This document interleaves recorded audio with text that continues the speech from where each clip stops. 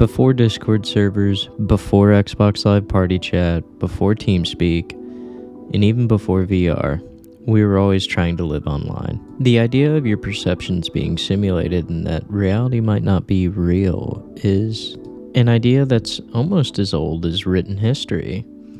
Plato wrote the allegory of the cave in 4th century BC, and I believe this is the first representation of things not being what they seem and us living in a world that is purely made up by our perceptions. And this gets preserved in myth and legends in places such as heaven, Valhalla, Elysium, different dream worlds or other realms. While this doesn't directly represent virtual worlds, it does present the idea of being able to go somewhere else. The first piece of media to visualize what it would be like to live and exist in a digital environment was Tron in 1982. But this was more of the sense of just living inside of a computer and personifying programs, kind of like Osmosis Jones. Side note, if you haven't watched this movie, it's absolutely incredible what they were able to do with practical effects in 1982. This movie's fucking hilarious, trippy as shit, and just a joy to watch. And 2 years later, a novel was released by William Gibson called Neuromancer. This book was the first time we get the concept of cyberspace and people jacking in, and trying to live in a virtual world with the idea of having control over that world more than we have control of our own. And I think that's the main consensus of wanting to live in a virtual world, having control of those things that you can't change in your own world. A world that gives you control, freedom to change your identity as you see fit, sort of a social reset, and a new form of status without any physical constraints. Not long after that, in 1986, Habitat came out by Lucasfilms. This was the first MMO to ever release, and it was a social life game. Even though it came out in the mid-80s on the Commodore 64, it featured avatars, apartments, a player-driven economy, social aspects, and virtual currency. And during a time where chat rooms were first becoming a thing, this was the first virtual embodiment of a place where you could physically be and be anybody that you wanted to be. Fast forward to the year 2000, we have the release of The Sims. Now, while it wasn't multiplayer, it kind of laid the groundwork of what a life sim could be. It was the definitive life simulation game with its own social systems, needs, relationships, jobs, etc. This is what inspired the later life sim attempts like Second Life. And Second Life released in 2003, and for a long time was the quintessential life sim experience. This was the first true multiplayer life sim. At the time, it had all the features that people were asking for in this sort of game or experience. And this was all built around user-generated content. As you'd expect, you could make your avatar whoever or whatever you wanted. You could model your own objects, such as furniture or items, and you could program interactivity. All of this is built into a suite with a free, unpaid account. Now, Second Life had its own currency called Linden Dollars, named after the creator. Now, you could get currency through a premium subscription where they would pay you intermittently, but you could also buy and sell things and trade items that you yourself have generated. And this goes all the way to selling virtual property. There was a piece done a while back on a group of women that were essentially real estate agents and property management for Second Life. Now, Second Life's currency was never meant to be a real currency or hold any value outside of the game. But as people were getting more involved with the economy, you were given the ability to withdraw your Linden dollars to USD through PayPal. The recognition of an exchange rate system led to it being classified as a centralized virtual currency. By By 2009, the user-generated economy was worth $567 million, and it made up for 25% of the virtual market. By 2013, they were averaging about 1 million users that were active, and in that 10-year span, about $3.2 billion had been transacted. Now, if that doesn't blow your fucking mind, I don't know what would. Now, I feel like one of the things that people would want to escape in a virtual world is financial hardships and uncertainties, and the ability to make money in a virtual world that you can exist in makes Second Life pretty appealing for a lot of people. And Second Life wasn't even the only game to come out at the time that had a 3D environment with custom avatars and lots of social interaction. It was just the best and most fleshed out game to do it. Also, the creators say that Second Life is not a game and it is a virtual environment. Fuck you, it is a video game. It's for gamers. Now, everything I've brought up thus far has mostly been for PC. But what about our console brethren? I mean, having a personal computer can't be the only way to experience a virtual life, right? Now, while the Xbox 360 had party chat and just a more robust suite of online features and interconnectivity for building communities, the PlayStation had an interesting way of going about it.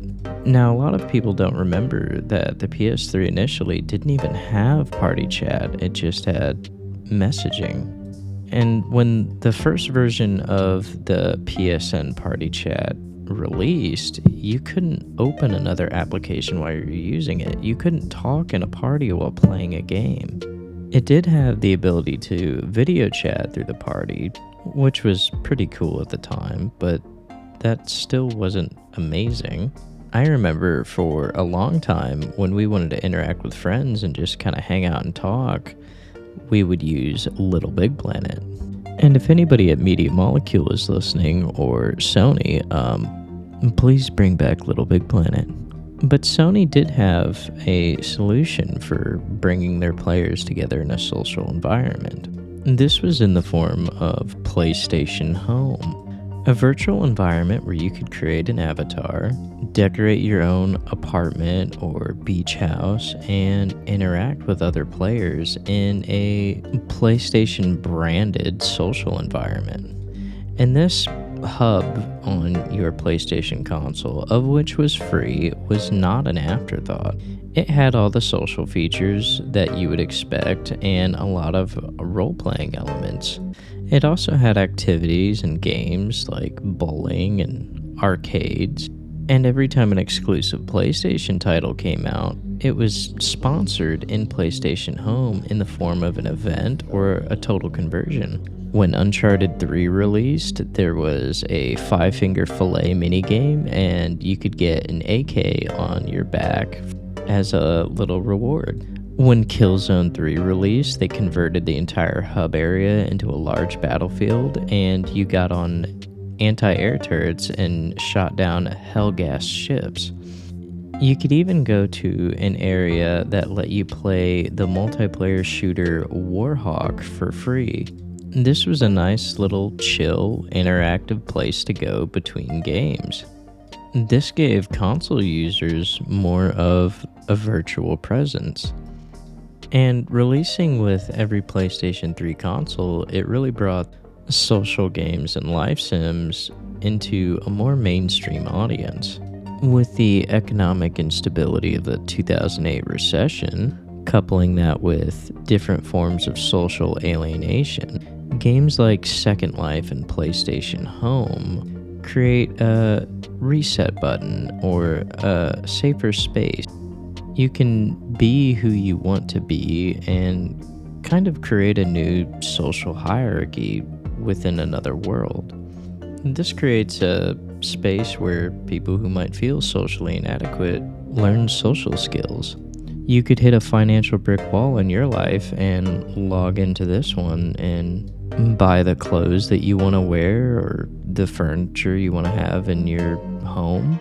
You can have another life that doesn't necessarily have to stagnate. And in just a few short years, these role players and social gamers were blessed with VR chat. In 2014, VR was in full swing. You can now get immersed in these worlds deeper than ever. And with VR chat, you don't even have to have a VR headset, decreasing the barrier of entry for a lot of users.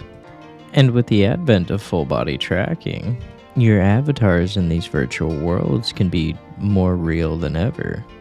You can actually live inside of these virtual bodies. And with technology like haptic feedback, you can feel the things you touch in a virtual world.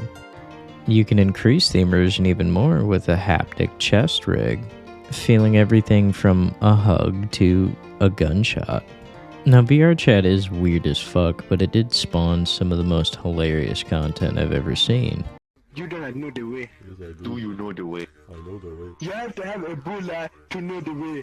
Now, while I did have a pretty good experience using PlayStation Home and a few other social games, my experience with VR chat was mostly kind of dog shit. I think it's just not for me. And if you're a normal person, most of what you'll experience on VR chat is a lot of weird social hierarchies of people with like superiority complexes. And anybody who's new or doesn't understand role playing rules, they're just going to be a fucking asshole to you. Now, when you take a virtual life for what it is and what it means for people, it does make sense that that was my experience, because I feel like a lot of people who are struggling socially are going to gravitate towards these kinds of experiences. And in a place where they feel like they have a little bit more control, they're probably going to lash out a little bit more or be a little bit more rude than they would be in real life. It's a little bit easier to be a prick when you have two pancake lenses in front of your eyeballs that protect you from me hitting you in the fucking head. And I wouldn't say that's entirely their fault, but it does kind of suck to experience that in a place that's supposed to be for everybody. But in the meantime, between your real life and your virtual one, go ahead and like this video. Maybe even subscribe for more video. And comment what you think about virtual worlds and where they could be in the future. How close are we to Sword Art Online, Nerve Gear? Tell me about your fursona that only exists in VR chat, or about your favorite moments in PlayStation Home. Until next time, ladies and gentlemen.